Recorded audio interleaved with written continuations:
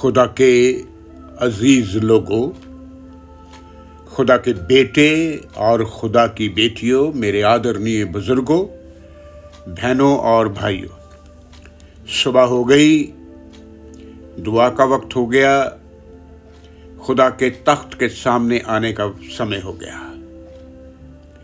धन्यवाद के साथ दुआ में शामिल हो जाएं। आज एक बार फिर मैं आपका स्वागत करता हूं, आपका धन्यवाद करता हूं, आपकी शुक्रगुजारी करता हूं कि आप रोज मेरे साथ मिलकर के खुदा के तख्त के सामने आते, अपनी दुआओं को, अपनी इल्तिजाओं को खुदा के सामने रखते। और मुझे यकीन है कि इस दुआ के ज़रिए, इस वचन और कलाम के ज़रिए हम बहुत सारी बरकतों को पा रहे हैं और पाते रहेंगे। मेरे पास बहुत सारे फ़ोन्स आते रहते हैं कि खुदा ने हमारी दुआ को सुना है। हालेलुया। खुदा इसी तरह दुआओं को सुनता रहे, आपको कबूल करता रहे, तभी मेरा इस मॉर्निंग प्रेयर का जो मोटो है वो पूरा हो जाएगा। फरीसियों में से निकोदेमुस नाम का एक शख्स रात के सन्नाटे में यीशु से मिलने आया। इसकी खासियतें ये हैं। सबसे पहली बात तो ये है कि ये फरीसी है। अपने आप को ऊंचा इंसान समझने वाला आदमी है। पढ़ा लिखा हो सकता है, समझदार भी हो सकता है, और दूसरी बात कि ये यहूदियों का सरदार है। और तीसरी बात, रात का सन्नाटा है। आकर के यीशु से कहा, हे रब्बी, हम जानते हैं कि तू खुदा की तरफ से गुरु होकर के आया है, क्योंकि कोई भी ये चमत्कार जो तू दिखाता है, यदि खुदा उसके साथ ना हो तो दिखा नहीं सकता। यहां पर वो यीशु की तारीफ कर रहा है और वो कुछ और जानने की कोशिश में आया है।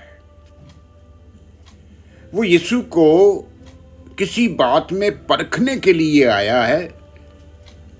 अगर वो जानता है कि तो खुदा की तरफ से गुरु होकर आया है तो फिर तो सवाल ही कोई नहीं था। लेकिन माय डियर फ्रेंड्स, मेरे बच्चों और बुजुर्गों, खुदावन यीशु मसीह हर एक इंसान को जानता है, वो सब जानता है। इसीलिए उसने यूहन्ना की इंजील, उसका 2 अध्याय, उसकी 24वीं आयत में यीशु ने कहा कि यीशु ने अपने आप को दूसरों के भरोसे नहीं छोड़ा, क्योंकि वो सब जानता था। निकोदेमुस के दिल में क्या है, उसके मन में क्या है, यीशु सब जानता है। तभी तो यीशु ने उससे कहा, मैं तुझसे सच सच कहता हूं, यदि कोई नए सिरे से ना जन्मे तो वो खुदा की बादशाहत नहीं देख सकता। Jesus said, truly, truly, I tell you, no one can see the kingdom of God unless they are born again. A person cannot redeemed unless they born from above. My dear friends, मेरे बच्चों और बुजुर्गों, खुदावंद यहाँ पर कहते हैं कि नए सिरे से जन्म लेना जरूरी है। दूसरा, ये यूहन्ना की अंजील थी, उसका 3 अध्याय था, उसकी पहली आयत से चंद शब्द जो हैं वो आपके सामने बयान हो रहे थे। आप इस चैप्टर को पढ़ सकते हैं। नए जन्म के लिए दूसरा कुरिन्थियों 5:17 में जो कोई खुदा में है वो एक नई सृष्टि है, वो नया जन्म पाया हुआ है।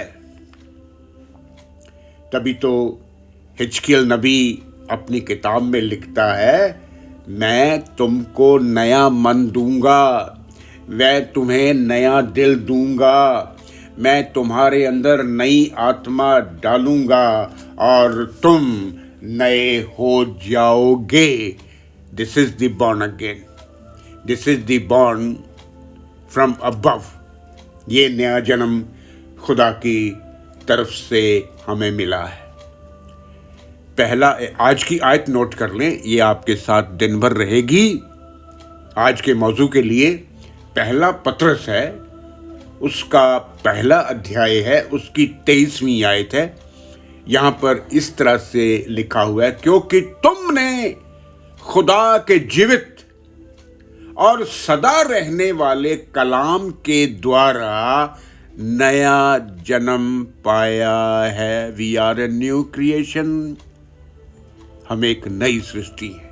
इन्हीं शब्दों के साथ मैं आज के इस वचन को, आज के इस कलाम को यहीं पर पूरा कर लेता हूँ।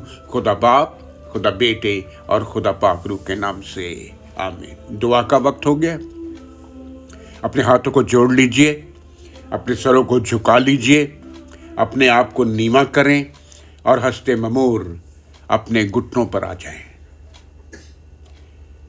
आसमानी पिता, हम तेरे बच्चे तेरा धन्यवाद करते, तेरी शुक्रगुजारी करते, तेरी हम्दो तारीफ करते, तेरी सिताइश करते कि तूने हमें आज नया दिन दिया है। ये नई सुबह हमारी ज़िंदगी में दी है कि हम एक नया जन्म पा सकें, हम तेरे सामने बिल्कुल नए हो जाएं। खुदावंद बाप, आज जितने बच्चे, बुजुर्ग, बहन भाइयों ने आज का ये कलाम सुना, उनको बहुत बड़ी आशीष देना और बरकत देना। निकोदेमस की तरह जितने लोग हैं जो नया जन्म पाना चाहते हैं, खुदावंद बाप, अपने पाक और पवित्र खजानों से उनकी अक्ल को खोलें ताकि वो इस कलाम को जाने, इसकी ताकत को जाने और इसके अनुग्रह और इसकी कृपा को जाने। खुदावंद बाप, आज इन बच्चों के साथ होना, इनकी ज़रूरतों को पूरा करना, इनके परिवारों के साथ होना, जो बीमार हैं उनके बीमारी में मदद करना, उन्हें चंगा करना। खुदावंद बाप, जो सफ़र में हैं उनके सफ़र को मुबारक करना। खुदावंद बाप, सबके साथ होना, सबकी दुआओं को, इल्तिजाओं को नज़दीक होकर के सुन लेना। खुदा बाप, खुदा बेटे और खुदा पाक रूह के नाम से आमीन, आमीन। आप सबकी सलामती हो। इत्मीनान से अपने काम काज पर जाएं, अपनी रोज़ी रोटी पर जाएं, अपनी दिहाड़ी पर जाएं, अपने बुज़ुर्गों का ख्याल रखें, अपने बच्चों का ख्याल रखें और अपने आप को खुदा के हाथों में रखें। रब रखा।